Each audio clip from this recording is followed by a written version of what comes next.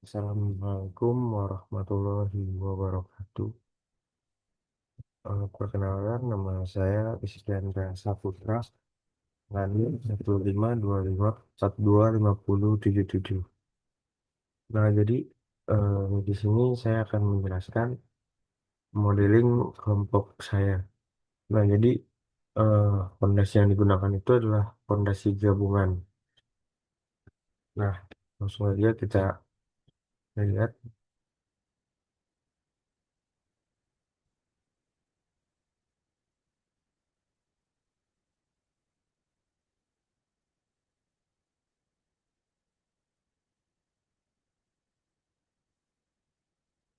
Nah, ini eh, saya lihat saya menggunakan fondasi gabungan. Eh, Pada bagian ini saya akan menjelaskan mengenai modeling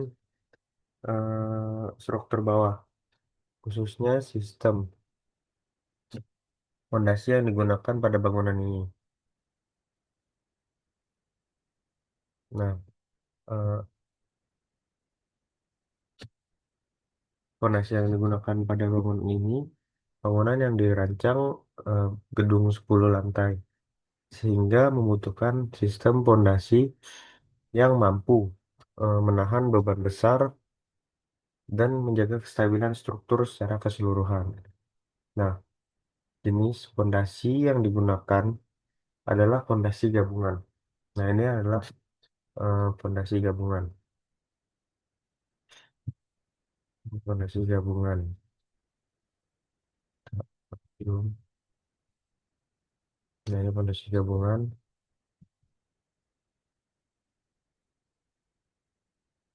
Nah, jenis fondasi yang digunakan adalah fondasi gabungan. Fondasi ini merupakan kombinasi antara fondasi dangkal dan fondasi dalam. Nah, jadi fondasi gabungan itu adalah eh, gabungan antara fondasi dangkal dan fondasi gabungan yang bekerja secara bersamaan untuk menyalurkan beban dari struktur atas ke tanah. Pemilihan fondasi gabungan ini bertujuan agar distribusi beban menjadi lebih merata, serta mengurangi resiko penurunan tanah yang tidak seragam. Nah, jadi fondasi ini gabungan antara fondasi dangkal dan dalam untuk agar resiko penurunan tanah tidak terjadi seragam atau serentak. Nah, jadi fondasi ini gabungan biar penurunan tanahnya nggak serentak. Nah, secara dimensi, fondasi ini memiliki panjang 4 meter. Nah, ini fondasi ini memiliki panjang 4 meter dan lebar 2 meter. Nah, jadi fondasi ini memiliki panjang 4 meter dan lebar 2 meter. Nah, ketebalannya itu adalah 0,89 meter. Ukuran ini menunjukkan bahwa fondasi dirancang cukup besar dan cukup kuat untuk menerima beban dari kolom bangunan. Fondasi bagian atas ini berfungsi sebagai penghubung antara struktur atas dengan elemen fondasi dalam. Nah, eh, fondasi-fondasi ini cukup besar karena digunakan untuk menopang beban yang sangat besar juga. Karena kan bangunannya 10 lantai, jadi dibutuhkan fondasi yang kuat juga. Nah, untuk bagian dalamnya, fondasi dalamnya menggunakan pipa baja dengan diameter 50 inci. Material baja dipilih karena memiliki kekuatan yang tinggi baik terhadap gaya tekan maupun tarik. Selain itu, pipa baja juga memiliki ketahanan yang baik terhadap kondisi tanah kedalaman cukup besar. Eh, nah, jadi di sini tuh eh, fondasinya itu menggunakan bagian dalamnya itu menggunakan pipa baja yang diameternya 50 inci, yang dimana itu cukup besar. Material bajanya itu dipilih juga karena memiliki kekuatan yang tinggi. Baja itu memiliki kekuatan yang tinggi ya. Jadi dipilih untuk bangunan 10 lantai ini. Selain itu, pipa baja memiliki juga ketahanan yang baik terhadap kondisi tanah. Selain kuat, pipa baja itu dipilih karena eh, baik untuk ketahanan tanah. Nah, selanjutnya kedalaman pondasi ini mencapai 40 meter, yang berarti pondasi ini termasuk eh, dalam kategori pondasi dalam. Kedalaman tersebut dirancang agar pondasi dapat mencapai lapisan tanah keras, sehingga daya dukung tanah menjadi optimal dan mampu menahan beban bangunan 10 lantai secara aman. Nah, jadi fondasi-fondasi ini itu eh, kedalamannya sekitar memang 40 meter. Nah, fondasi ini termasuk juga yang fondasi dalam ya teman-teman. Soalnya ini kan fondasi gabungan antara fondasi dalam dan eh, kenapa 40 meter? Karena eh, dirancang agar fondasi dapat mencapai tanah yang keras. Jadi tanahnya itu bisa menemui tanah yang stabil, teman-teman. Eh, Walaupun bangunan 10 lantai akan tetap stabil dan tetap kuat. Nah, kemudian ada secara mekanisme kerja, beban dari struktur atas akan diterima oleh kolom, kemudian diteruskan ke pondasi telapak. Selanjutnya, beban tersebut disalurkan ke pipa baja yang tertanam hingga kedalaman 40 meter dan akhirnya disebarkan ke lapisan tanah keras. Nah, secara mekanismenya itu, eh, beban dari ini struktur atas akan,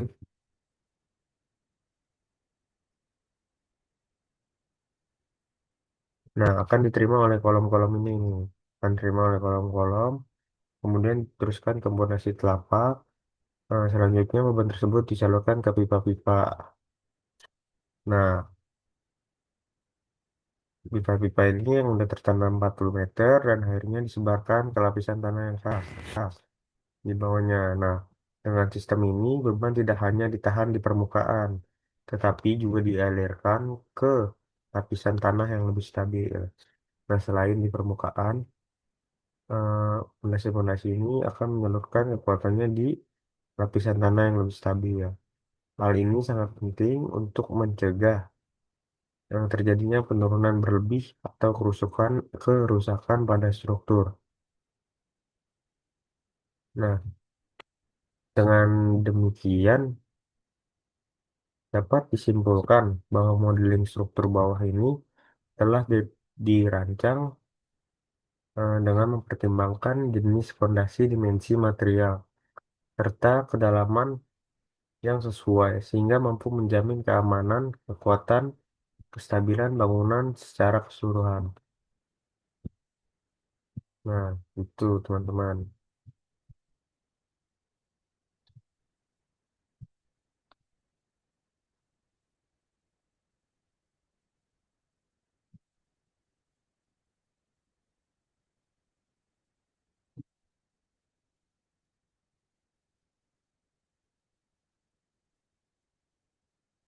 Teman-teman, ini pipa baja, terus ada kolom. Hmm,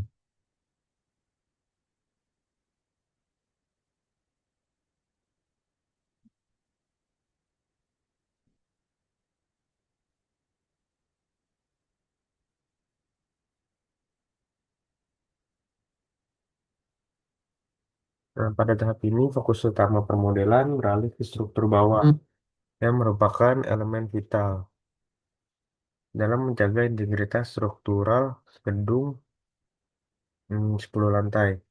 Mengingat beban vertikal dan lateral seperti gaya gempa dan angin yang akan diterima oleh gedung bertingkat tinggi, sistem fondasi harus dirancang bukan sekedar sebagai tumpuan, melainkan sebagai sistem transfer beban yang sangat stabil dan kaku. Filosofinya itu sistem yang diimplementasikan pada bangunan ini Pemilihan sistem berdasarkan pada kebutuhan mengoptimalkan interaksi antara elemen pondasi dangkal dan pondasi dalam. Kemudian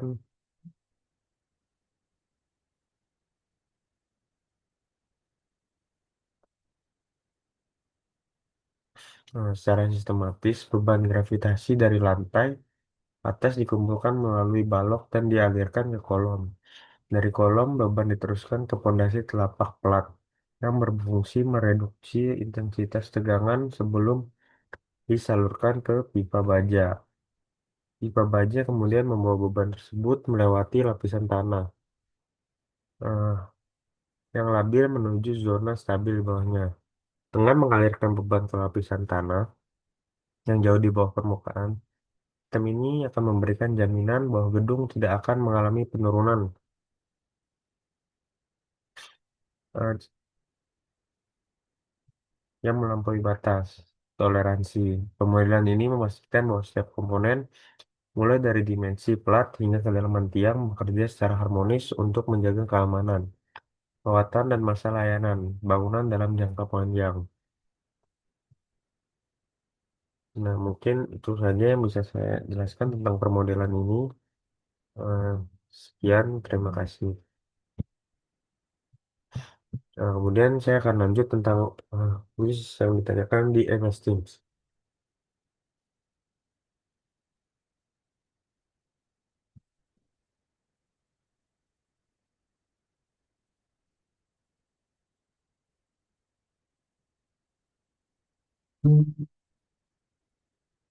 Eh, Nah, pertanyaan kuisnya itu tantangan dan solusi dalam penggunaan fondasi gabungan.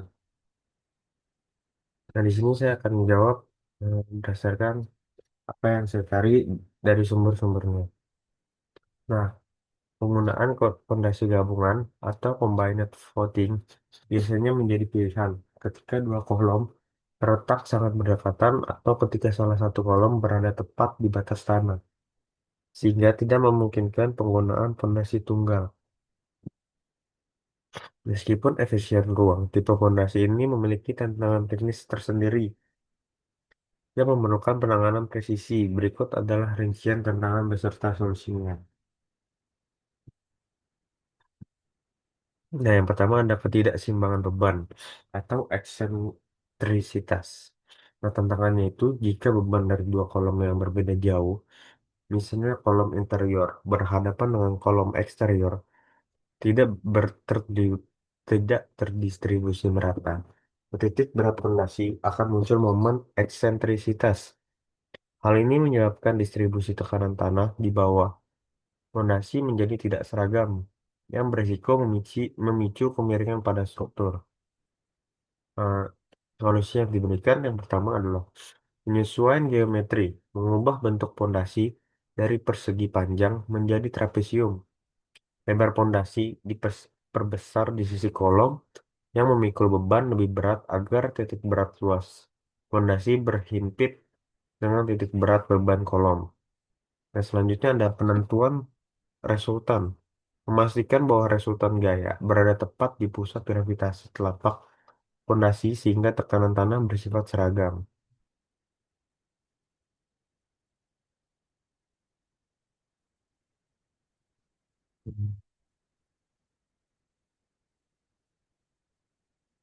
Nah, yang kedua ada risiko penurunan tidak merata atau differential settlement. Tantangannya itu karena pondasi ini memikul dua beban sekaligus, ya variasi jenis tanah di bawah satu area pondasi yang luas dapat menyebabkan satu sisi turun lebih dalam dari sisi lainnya.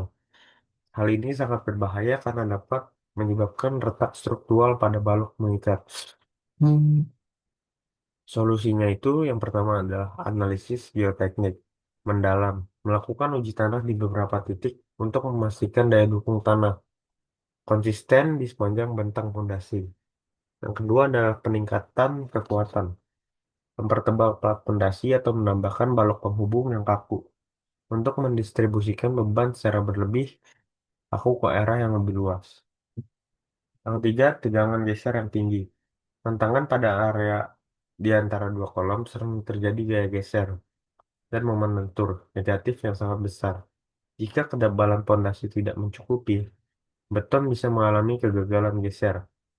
Nah, yang solusinya itu penebalan plat menentukan ketebalan minimum berdasarkan analisis geser dua arah. Nah, kemudian ada penulangan ganda. Berbeda dengan pondasi tunggal yang umumnya hanya menggunakan tulangan bawah, pondasi gabungan memerlukan tulangan atas untuk menahan momen negatif yang muncul di antara dua kolom.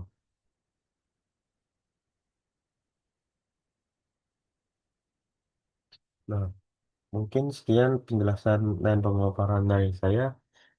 Eh, Sekian, terima kasih. Assalamualaikum warahmatullahi wabarakatuh.